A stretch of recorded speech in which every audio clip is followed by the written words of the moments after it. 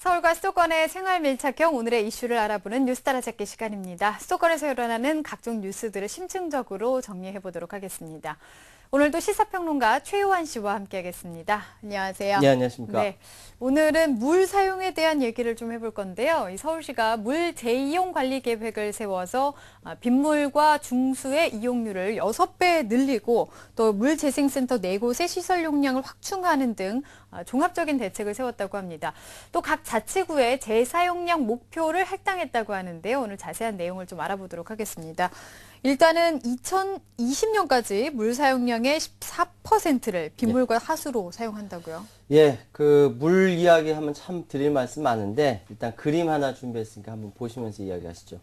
1000만 서울 시민들이 이 물을 하루 377만 세제곱미터 올 한 해만 13억 7,700만 세제곱미터 가량 쓸 것으로 추산을 하고 있습니다. 네. 2020년에는 좀 늘어나서 하루 397만 세제곱미터, 연간 14억 5천만 세제곱미터 정도 사용할 것으로 보이는데요.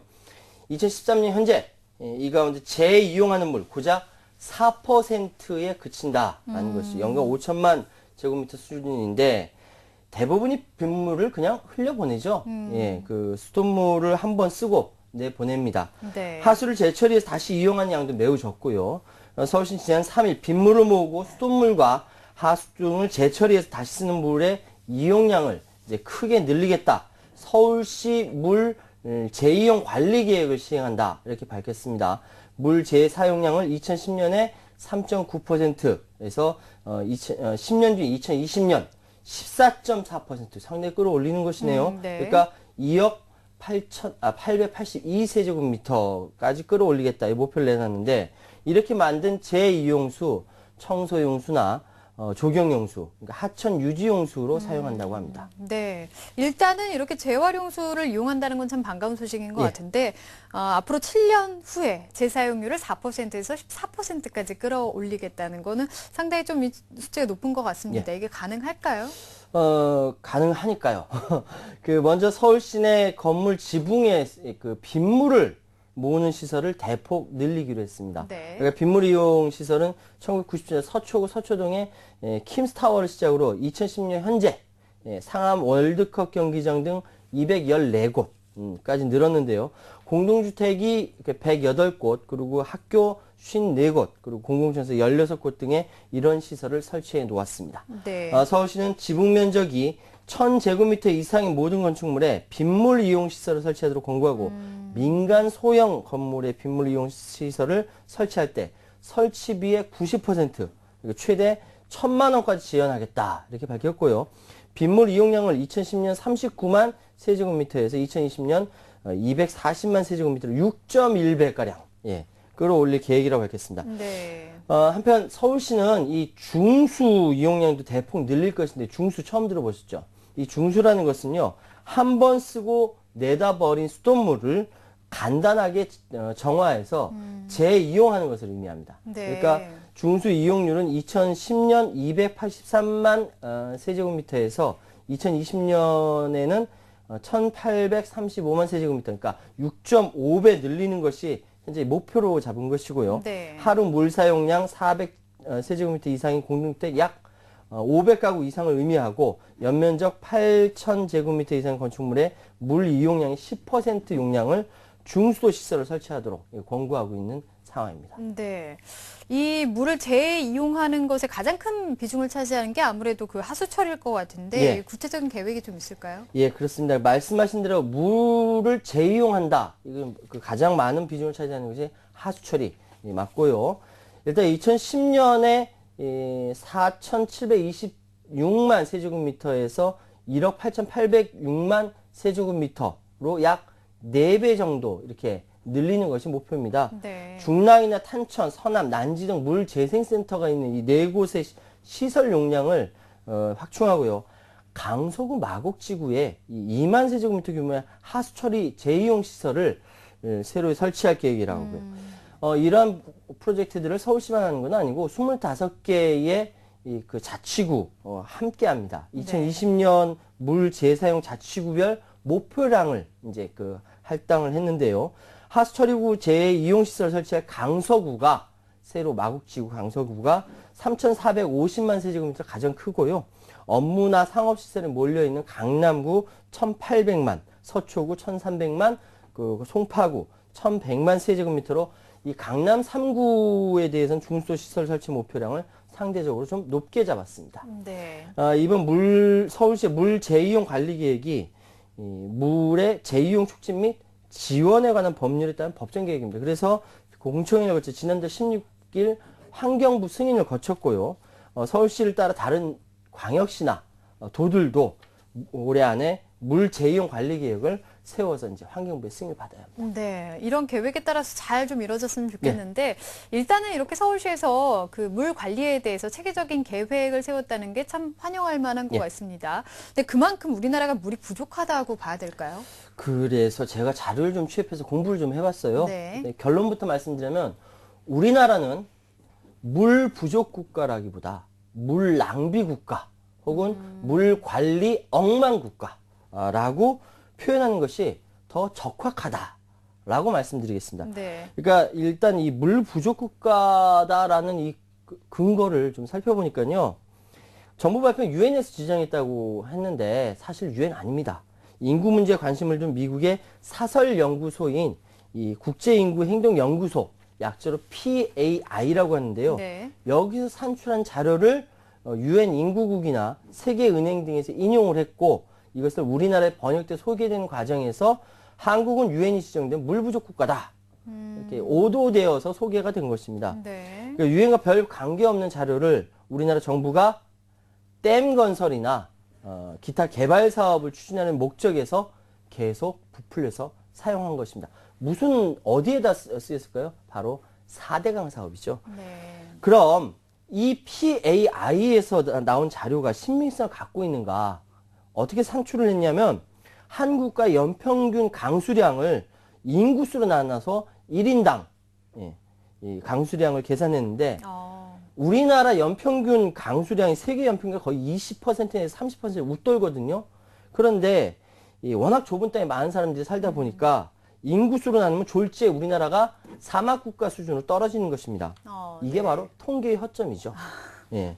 우리나라 사막국가래요. 그러니까 많이 부족하네요. 예, 우리나라 수준이 남아프리카 공화국, 이제 소말리아, 레바논 등 이 물 부족 국가 수준으로 떨어지게 된 것이고, 그래서 실제로 2006년 3월 22일 유엔이 정한 세계 물의 날을 맞아서 당시에 건설교통부와 수자원공사가 매년 펴내오던 물과 미래라는 자료집에서 지속적으로 우리나라는 물 부족 국가다. 이 표현, 물 부족 국가라는 단어를 삭제했습니다. 네. 건교부 스스로가 삭제했고요. 그러면서 PAI에서 발표한 지수는 인구 증가로 인한 물 부족을 경고하기 위한 성격이 강한 지표다. 그리고 수자원의 개발과 이용에 관한 일반적인 지표라고 보기는 곤란하다. 건교부나 수자원공사 자체에서도 그건 아니다라고 인정한 것이죠. 네. 사실 우리나라가 비가 그렇게 안 오는 편은 아닌데 예. 그걸 인구수로 나누다 보니까 그렇게 지표가 나온 거였군요. 근데 지금 말씀하신 것처럼 건교부조차 그렇게 표현을 또 물 부족 국가를 삭제했고 그렇게 인정을 했다면 지금까지 그 물 부족과 관련돼서 뭐 캠페인 같은 것도 참 많았잖아요. 예. 그건 어떻게 되는 좀 건가요? 어리둥절하죠. 그래서 이번에 서울시에서 하는 이 물 재이용 관리 계획을 세웠다. 이것이 굉장히 중요한 것입니다. 다시 강조해드리지만 우리나라는 물 부족 국가가 아닙니다. 예.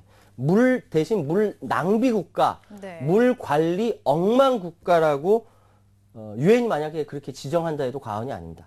예를 들어서 2009년 강원도 태백 시민도 굉장히 고생했습니다. 왜? 물 부족 난리를 쳤거든요. 난리가 났었어요. 물도 안 나오고. 네. 이 이유는 뭐냐면 수돗물 누수율이 46%에 이르렀던 것입니다. 그러니까 거의 반이 빠져나간다는 것이죠. 네. 물이 안 나오는 겁니다. 이게 명백하게 인재라는 것이죠.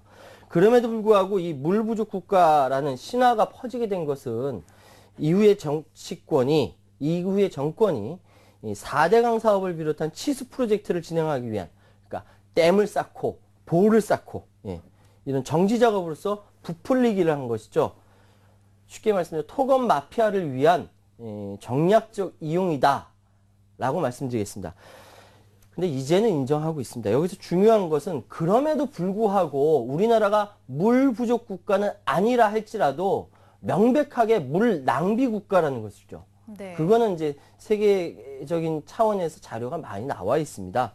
물 낭비를 막기 위해서라도 이번 서울시의 물 재이용 관리 계획 중요하다 이렇게 말씀드리겠습니다. 네. 물 부족 국가는 아니지만 어떻게 보면 지금처럼 낭비를 하고 관리를 제대로 안 하면 부족 국가가 될 수도 있는 있다. 거니까 네. 낭비를 좀 막고 효율적으로 사용하기 위해서라도 이 평소에 물을 이용하는 우리의 그 생활 습관도 좀 달라져야 할 거라는 생각이 듭니다. 또 이 효율적인 물 관리 대책도 필요할 것 같습니다. 다음 소식 전해드리겠습니다. 이 서울시가 자궁경부암 백신 접종비를 지원하는 것이 적절한지를 둘러싸고 지금 논란이 일고 있다고 하는데 어떤 소식인가요? 예, 자궁경부암이라는 건 여성에게만 나타나는 굉장히 치명적인 질환입니다. 그러니까 네. 말기가 되기까지 그다지 큰 증상이 나타나지 않기 때문에 대체적으로 역시 말기에 발견되는 경우가 많고요.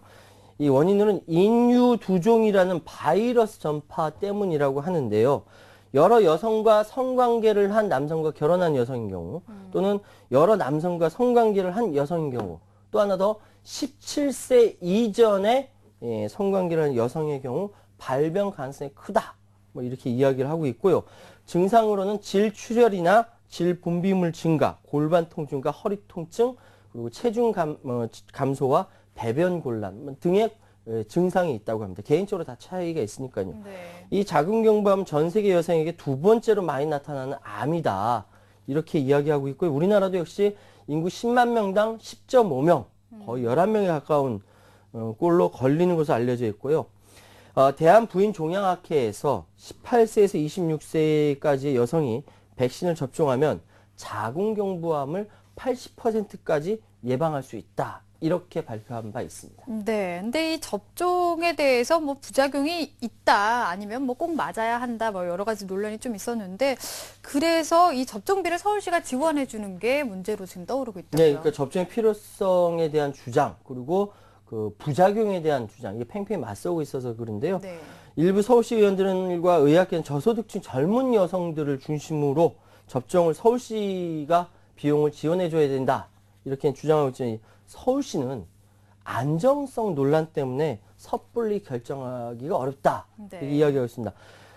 사실 우리나라에서 자궁경부암 그 백신이 승인된 건 2007년이었습니다.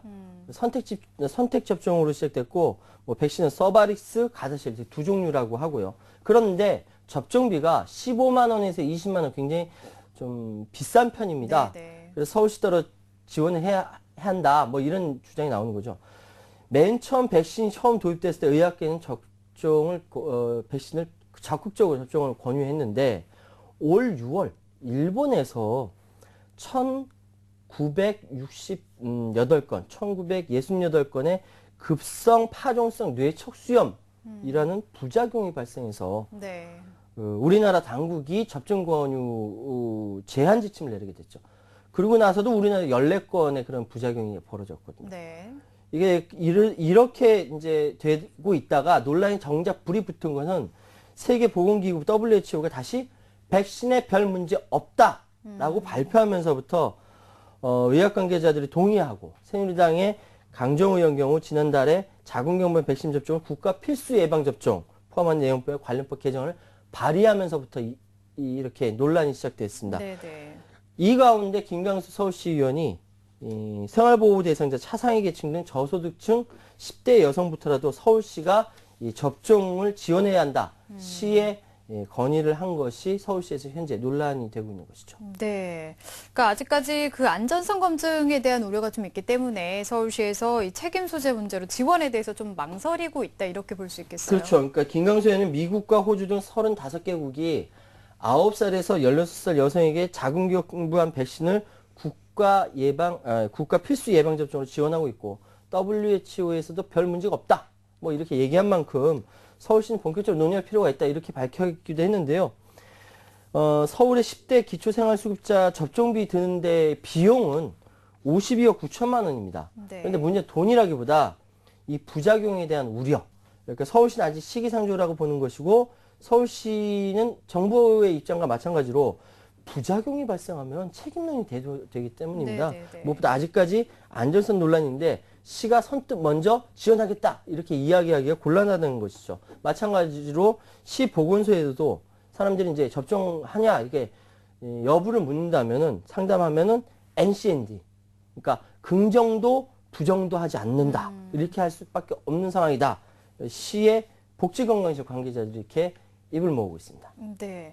이게 사실 근데 접종이 한 번이 아니라 제가 알기로 한 3번 정도를 맞아야 된다고 해요. 예, 예. 그러니까 부담이 당연히 갈 수밖에 없으니까 지원을 해주면 물론 좋긴 하겠지만 이게 안전성 문제가 있기 때문에 좀 고민이 될 것 같습니다. 이 논란을 어떻게 봐야 될까요? 이거를 참 생각하기 좀 어려운 주제거든요. 그러니까 일단 일본의 발표 이제 세계보건기구 WHO에서 뿐만 아니라 미국 질병관리센터나 우리나라 식품의약안전처에서는 일단 HPV 백신과 일본의 희귀 사례는 상관관계 밝혀진 바가 없다라고 일단 과학적인 의견을 밝혔습니다. 따라서 백신 접종은 자신의 건강을 위해 사실관계를 냉정하게 따져서 판단한다면 접종하는 것이 여러모로 유리하다라고 말씀드렸습니다. 끝까지 좀 들어주십시오. 자궁경부암 예방접종을 받고 성생활이 시작된 이후로부터 정기적인 자궁검진을 지속하는 여성이라면 사실상 자궁경부암으로부터 안심해도 될 것이다라는 것이 많은 의학계의 전문가 대다수의 의견, 그러니까 이견이 없는 상태고요. 문제는 지금 이 문제가 된 것은 공무원들의 책임을 지는 문제거든요. 그러니까 이번 공청회나 토론회, 사회적 합의에 따라서 해결을 하는 것이 지혜롭다라는 생각이 듭니다. 그러니까 공무원 세계가 문제 해결에 효율적인 방안이 있다 하더라도 이것을 누가 책임질 것이냐. 이 책임론에는 유독 약합니다. 그래서 결국 기존의 관행대로 따라가는 경우가 굉장히 많거든요. 그렇다면은 지속적인 토론, 사회적 합의가 따른다면은 그리고 자궁경부암 백신 접종 이후에 여성들에 대한 정기 점검을 병행한다면 그러면 건강에 대한 관리가 훨씬 더 튼튼해질 수 있으니까 부작용에 대한 걱정은 좀 덜 수 있지 않을까. 사회적 지혜는 여기서 이렇게 시작되는 거 아닐까. 저는 그렇게 생각합니다. 네, 어쨌든 이게 시민들의 건강에 대한 거기 때문에 말씀해 주신 것처럼 좀 사회적 합의가 필요하지 않을까 생각이 듭니다. 네, 지금까지 뉴스타라 잡기 최유원 씨와 함께했습니다. 감사합니다. 네, 감사합니다.